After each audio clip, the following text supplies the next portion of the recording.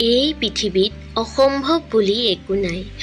আমি সকলো কৰিব পাৰোঁ যিবোৰ আমি ভাবিব পাৰোঁ, আৰু আমি সকলো ভাবিব পাৰোঁ যিবোৰ আমি আজিলৈকে ভবা নাই।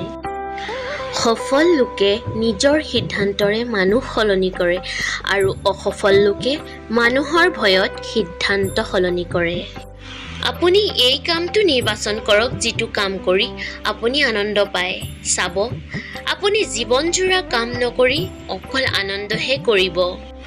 আধা বাটৰ পৰা উভতি আহিলে একো লাভ নাই, কাৰণ উভতি আহোঁতে ইমানেই সময় লাগিব যিমান লক্ষ্যপ্ৰাপ্তি পাওঁতে লাগিলেহেঁতেন।